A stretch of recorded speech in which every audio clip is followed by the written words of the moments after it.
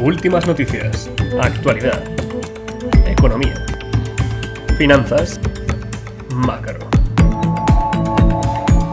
Pues vamos a disfrutar mucho esta semana en Más que Mercados. De momento las bolsas siguen con tendencia alcista.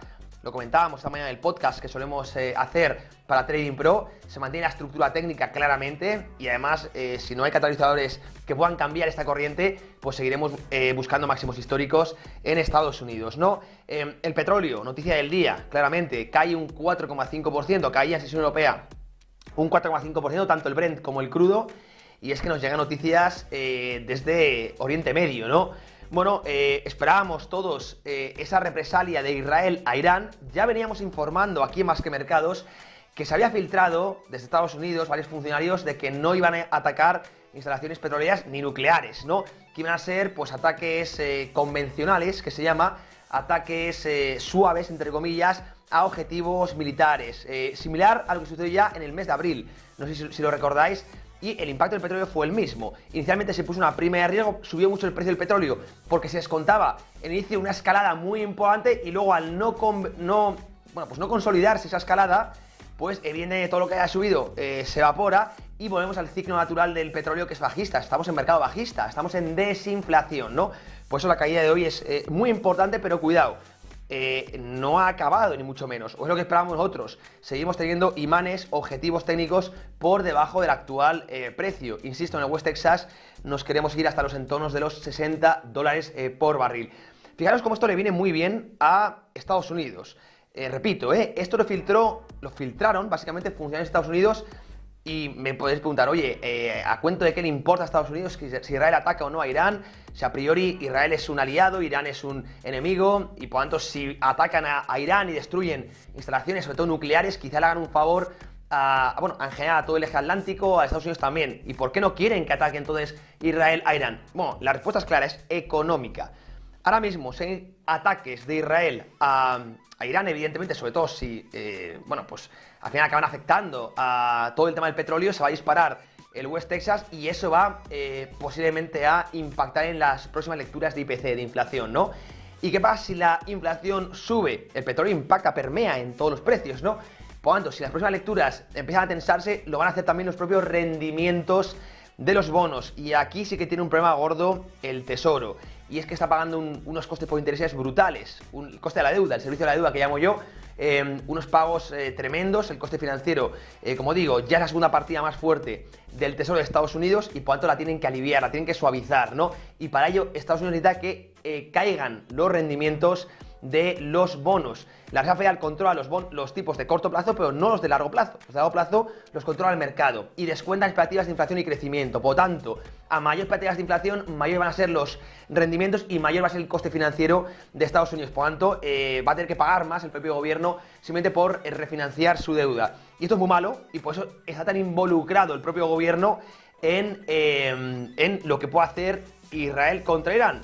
Más allá del humanitario, que es lo que te venderán, de hecho ahora vamos a escuchar a Kamala Harris, como solamente esconden todo esto desde un punto de vista humanitario a nivel electoral, pero realmente los intereses son claramente económicos. De hecho vamos a escuchar ya a la candidata demócrata, recordar que en poquitos días tenemos las elecciones, y por lo tanto todos estos detalles pues son muy importantes ya que tienen mucho peso evidentemente en el voto, ¿no? Vamos a escuchar a Kamala Harris, candidata del Partido Demócrata.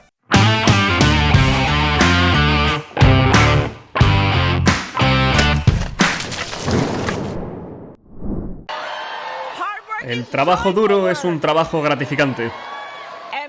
Y no se equivoquen, nosotros ganaremos. Nosotros ganaremos. Vamos a ganar. Nosotros ganaremos. Lo haremos. Sí, lo haremos.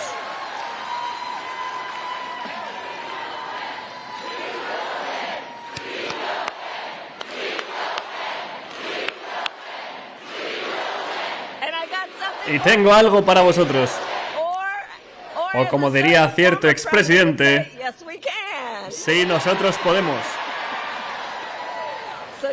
Así que sí podemos y sí lo haremos.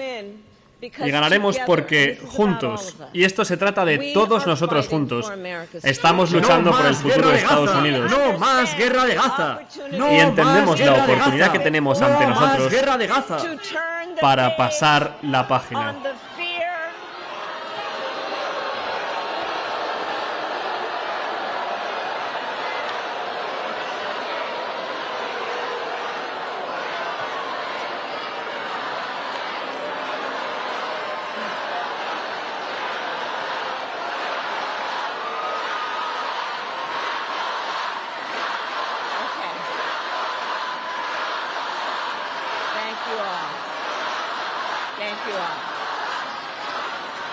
Muchas gracias a todos. Y escuchar, sobre el tema de Gaza, nosotros tenemos que acabar esa guerra. Y debemos acabar la guerra y traer a los rehenes a casa. Pero ahora estoy hablando sobre el 2024.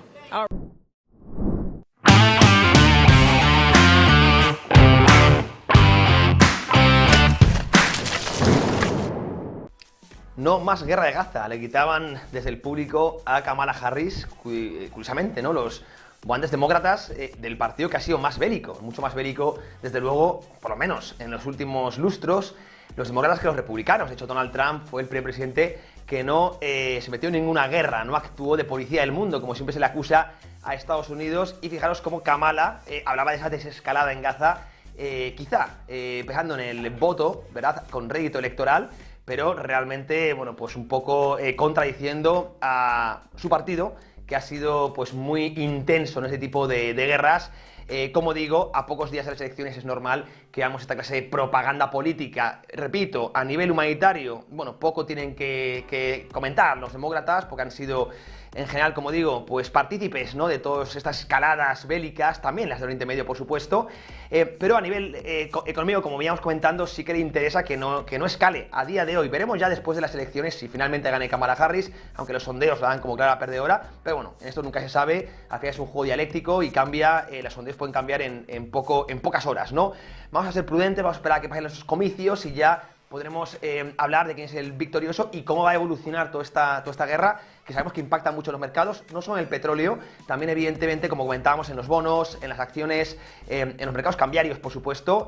Y como digo, a día de hoy no interesa, ¿no?, que haya represalias fuertes por parte de Israel a Irán. Quizá en otro momento sí le hubiera interesado a Estados Unidos, pero ahora mismo no, porque evidentemente, bueno, toda escalada puede impactar de forma inflacionaria al precio del petróleo y esto a su vez en los rendimientos de los bonos en Estados Unidos. Y claro, si suben los tipos en Estados Unidos, más va a tener que pagar el propio Tesoro a nivel de coste financiero, ¿no?, en intereses, y esto ya es una barbaridad. Comentábamos recientemente en Trading Pro que es la segunda partida, la segunda del presupuesto fiscal, por encima incluso del gasto en defensa. Y esto es una auténtica barbaridad. Simplemente no se puede estar pagando tanto por intereses, porque a la sociedad evidentemente no le sienta nada bien que le quiten impuestos simplemente para pagar intereses de una deuda que no disfrutó. Y eso es lo que está temiendo ahora mismo en general el gobierno de Estados Unidos, y por eso quieren bajar pues esos rendimientos. Y como no controlan los rendimientos de largo plazo, no me canso de decirlo, la Fed y por tanto el gobierno, que son más o menos partes del mismo cuerpo,